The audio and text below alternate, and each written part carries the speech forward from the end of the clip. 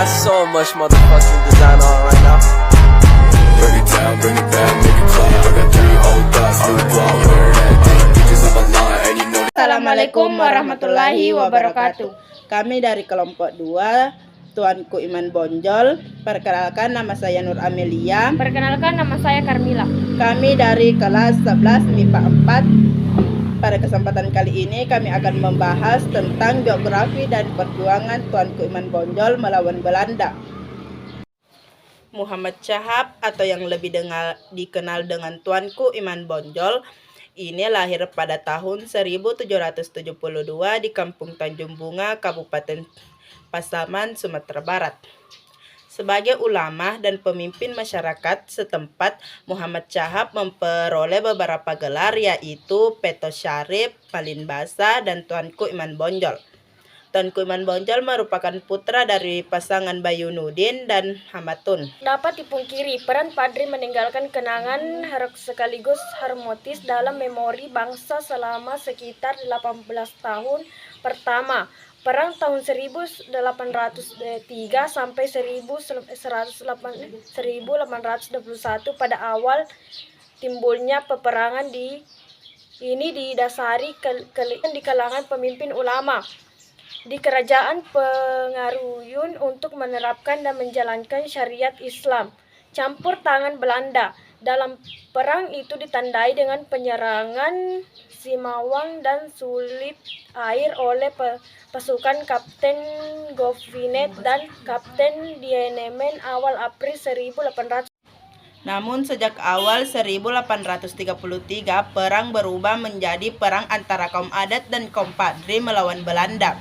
Kedua pihak bahu-membahu melawan Belanda, pihak yang akhirnya bersatu melawan Belanda dan mengepung benteng kaum Padri di Bonjol oleh Belanda dari segala jurusan selama sekitar 6 bulan, yaitu pada tanggal 16 Maret sampai tanggal 17 Agustus 1837 yang dipimpin oleh jenderal dan para perwira Belanda.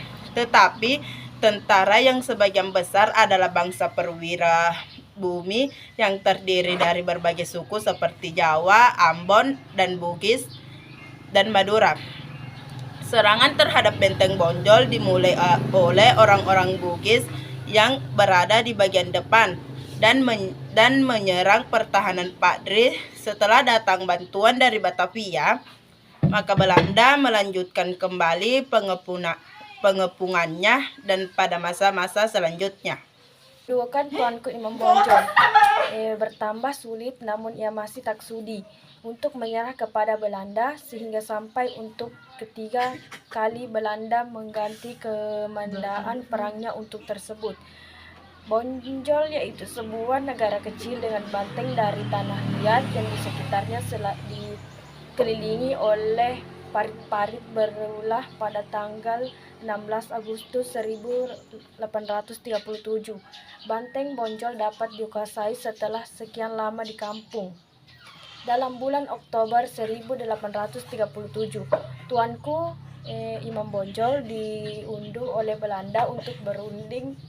Tiba di tempat itu langsung ditangkap dan dibuang ke Cianjur, Jawa Barat. Kemudian dipindahkan ke Ambon dan akhirnya ditolak Minahasa dekat Manado.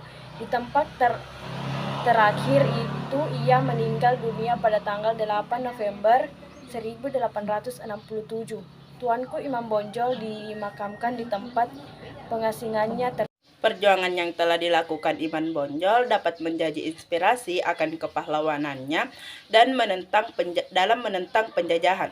Sebagai penghargaan pemerintah Indonesia yang mewakili rakyat Indonesia, Tuanku Iman Bonjol diangkat sebagai pahlawan nasional Indonesia sejak tanggal 16 November 1973 dan menjadikan gambarnya berada di uang 500.000. Itulah tadi penjelasan tentang biografi dan perjuangan Tuanku Iman Bonjol melawan penjajah Belanda. Sekian dari kami. Wassalamualaikum warahmatullahi wabarakatuh.